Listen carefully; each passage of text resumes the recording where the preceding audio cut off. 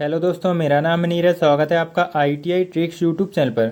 दोस्तों, आज की इस वीडियो में हम ITI के लिए एम्प्लॉयबिलिटी स्किल के मोस्ट इंपोर्टेंट क्वेश्चन देखने वाले हैं जो कि आपके एग्जाम में आते हैं।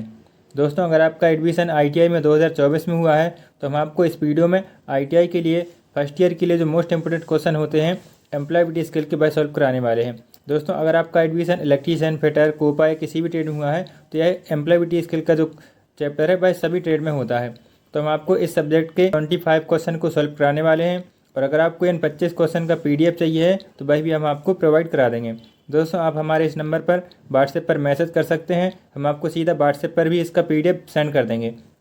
या तो फिर आप हमारे इस कमेंट बॉक्स में अपना नंबर लिख देना या आप कमेंट में लिख देना सर हमको PDF चाहिए है, तो हम आपको सीधा PDF सेंड कर देंगे। या तो फिर इस वीडियो के डिस्क्रिप्शन में एक लिंक दी गई है, वहाँ पर क्लिक करके आप इस वीडियो का जो क्वेश्चन का PDF है वह डाउनलोड कर सकते हैं।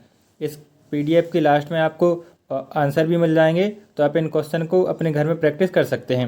दोस्तों, ये जो हम क्वेश्चन आपको सॉल्व करा रहे हैं ये निम्मी पैटर्न पर आधारित हैं और पिछले साल जो एग्जाम हुआ था उसका भी हम कुछ क्वेश्चन इसमें से लिए हैं। तो आपके 25 क्वेश्चन में से बहुत सारे क्वेश्चन आपके ITI के एग्जाम में देखने को मिल जाएंगे। तो चलिए शुरू करते हैं हमारा वीडियो।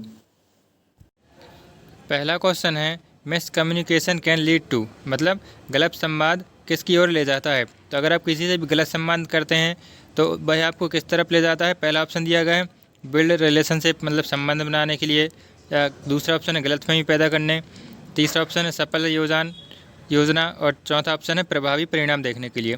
तो अगर आप गलत संवाद करते हैं, मिस कम्युनिकेशन होता है, तो भाई क्या होता है, गलतफहमी पैदा करता है। तो हमारे पहले क्वेश्चन का दूसरा ऑप्शन राइट हो जाएगा, क्रिएट मिसअंडरस्टैंडिंग।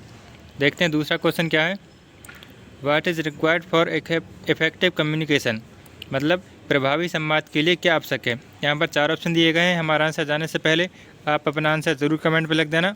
तो देखते हैं हमारे दूसरे क्वेश्चन का क्या है राइट आंसर।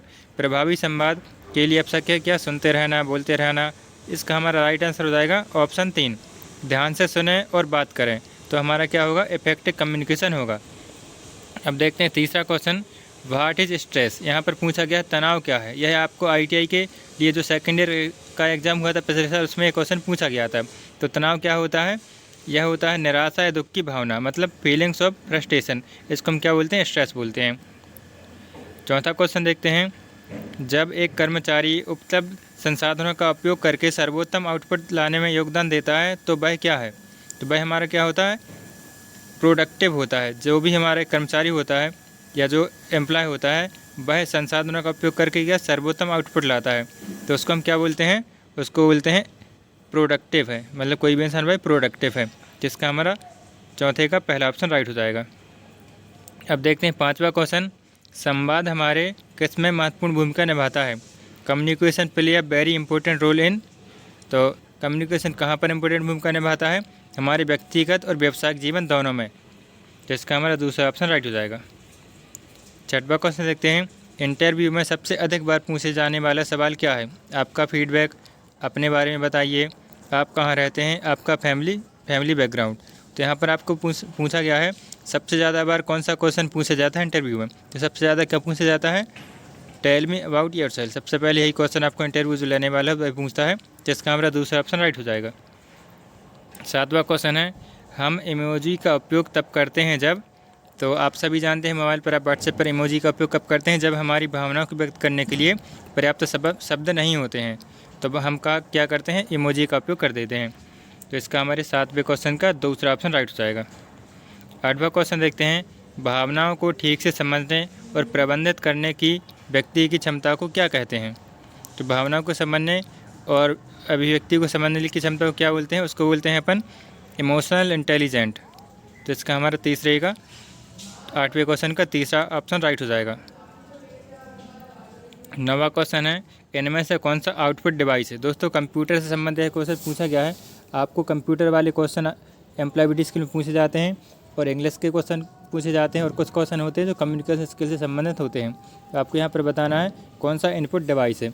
तो कंप्यूटर में माउस होता है, वह इनपुट डिवाइस होता है। बाकी जो 3 ऑप्शन दिए गए हैं, प्रिंटर, मॉनिटर, स्पीकर, ये सब हमारे क्या होते हैं, आउटपुट डिवाइस होते हैं। तो 9वें का पहला ऑप्शन राइट हो जाएगा। 10वां क्वेश्चन देखते हैं, उच्च इमोशनल इंटेलिजेंट वाली व्यक्ति के पास होता है a person with high emotional intelligent has. शारीरिक शक्ति, ईगो या हम अधिक सकारात्मक या तो यहाँ पर आप बता सकते हैं जिसके पास भी हाई इमोशनल इंटेलिजेंट है भाई क्या होगा, लॉट ऑफ पॉजिटिव क्वालिटी, जिसका हमारा तीसरा ऑप्शन राइट हो जाएगा। 11वां क्वेश्चन देखते हैं, जब हमारे साथ कुछ अच्छा होता है तो हमें महसूस होता है कि जब भी हमारे साथ कुछ अच्छा होता है तो क्या होता है, पॉजिटिव इमोशन लाइक हैप्पीनेस, मतलब खुशी और जैसी सकारात्मक भावना आती है। तो हमारे 11वें का चौथा ऑप्शन राइट हो जाएगा। 12वां क्वेश्चन देखते हैं, यदि हम यह नहीं सीखते हैं कि को कैसे नियंत्रित करना है तो इससे संबंध बिगड़ सकते हैं। तो अगर हम अपने क्रोध को कंट्रोल करना नहीं सीखते, एंगर को कंट्रोल करना नहीं सीखते हैं तो क्या हो सकता है, हमारे संबंध बिगड़ सकते हैं। तो इसके लिए हमारा 12वें का दूसरा ऑप्शन राइट हो जाएगा। 13वां क्वेश्चन देखते हैं, स्वयं का औपचारिक रूप से परिचय देने की प्रक्रिया क्या कहलाती है। What is the purpose of formally introducing our self called. तो जब भी हम किसी को औपचारिक रूप से अपना परिचय देते हैं उसको क्या बोलते हैं, सेल्फ इंट्रोडक्शन बोलते हैं। तो 13वें का हमारा पहला ऑप्शन राइट हो जाएगा। 14वां क्वेश्चन देखते हैं, अपने आप के एक त्वरित सारांश को क्या कहा जाता है। Quick summary of our self is called. तो जब भी हम अपने आप के बारे में थोड़ा सारांश देते हैं उसको हम क्या बोलते हैं, ईजी स्पीच बोलते हैं। जिसका हमारा 14वें क्वेश्चन का दूसरा ऑप्शन राइट हो जाएगा। 15वां क्वेश्चन देखते हैं, फुल फॉर्म ऑफ जीडीपी। दोस्तों आपको एम्प्लॉयबिलिटी स्किल में आपको कुछ क्वेश्चन फुल फॉर्म से संबंधित पूछे जाते हैं। तो आपके यहाँ पर पूछा गया जीडीपी का फुल फॉर्म क्या होता है। तो जीडीपी का फुल फॉर्म होता है गुड्स एंड सर्विस टैक्स। तो इसका हमारे 15वें का पहला ऑप्शन राइट हो जाएगा। 16वां क्वेश्चन देखते हैं, things on must follow while attending an interview. मतलब कि अगर आप इंटरव्यू में जाते हैं तो इंटरव्यू में शामिल होने से पहले आपको क्या पालन करने वाली बात कौन सी है, आपको क्या पालन करना चाहिए। तो आप सबसे पहले अगर आप इंटरव्यू में जाते हैं तो क्या करते हैं, ग्रेट एंड थैंक फॉर्मली, मतलब आपको औपचारिक रूप से उसका अभिवादन करना है और उसको थैंक यू बोलना है। तो इसका हमारा 16वें का तीसरा ऑप्शन राइट हो जाएगा। 17वां क्वेश्चन है, फेसबुक, ट्विटर, इंस्टाग्राम पर प्रोफाइल के समान व्यक्ति के बारे में इंटरनेट पर उपलब्ध सभी चीज़ों को क्या कहते हैं। तो इंस्टाग्राम पर, फेसबुक पर जो प्रोफाइल होती है व्यक्ति की उसको हम क्या बोलते हैं, ऑनलाइन प्रोफाइल बोलते हैं या तो फिर डिजिटल फुटप्रिंट बोलते हैं। तो इसका हमारा दूसरा ऑप्शन राइट हो जाएगा। 18वां क्वेश्चन देखते हैं, दिए गए विकल्पों में से व्यावसायिक नेटवर्किंग प्लेटफॉर्म कौन सा है। तो व्यावसायिक नेटवर्किंग प्लेटफॉर्म कौन सा होता है, यहाँ पर आप देख सकते हैं लिंक्डइन दिया गया है, वह होता है प्लेटफॉर्म फॉर प्रोफेशनल नेटवर्किंग। तो इसमें आप देख सकते हैं फेसबुक, स्नैपचैट और व्हाट्सएप ये सब क्या होते हैं, सोशल मीडिया प्लेटफॉर्म है। तो इसका 18वें का हमारा तीसरा ऑप्शन राइट हो जाएगा। 19वां क्वेश्चन देखते हैं, फीडबैक महत्वपूर्ण है क्योंकि। फीडबैक इज़ इम्पोर्टेंट बिकॉज यह सुधार के लिए दिया जाता है। It is given for improvement, इसलिए हमारा फीडबैक क्या होता है, इम्पोर्टेंट होता है। तो इसका हमारा 19वें का पहला ऑप्शन राइट हो जाएगा। 20वां क्वेश्चन देखते हैं, which one is an active voice. यहाँ पर आपको पूछा गया कि कौन सा इसमें से एक्टिव वॉइस है। एक्टिव वॉइस कौन सा है, यहाँ पर आप देख सकते हैं इसका हमारा दूसरा ऑप्शन राइट हो जाएगा, लर्न। अब 21वें में पूछा गया है, which one has N passive voice. यहाँ पर आपको एक्टिव वॉइस पूछा गया था एक, और आपको एक पूछा गया है पैसिव वॉइस। तो पैसिव वॉइस में कौन सा हो जाएगा, वाज रिटर्न लिखा गया है, वह हमारा पैसिव वॉइस हो जाएगा। 22वां क्वेश्चन देखते हैं, फुल फॉर्म ऑफ सीपीयू। यार आपको यहाँ पर कंप्यूटर से संबंधित एक सीपीयू का फुल फॉर्म पूछा गया है, वह क्या होता है, सेंट्रल प्रोसेसिंग यूनिट। इसका हमारा पहला आंसर राइट हो जाएगा। 23वां क्वेश्चन पूछा गया है, which one has an exclamatory sentence.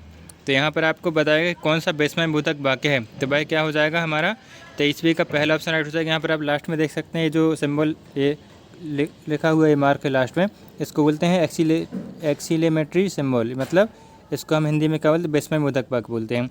Watt a beautiful house, मतलब हमें देख के एक अचंभित महसूस हो रहा है ना, आश्चर्यजनक लग रहा है कोई चीज़, तो हम इसके लिए क्या करते हैं, उसको ऐसे फुल स्टॉप लगा देते हैं लास्ट में, और इसका हमारे 23वें का एक पहला ऑप्शन राइट हो जाएगा।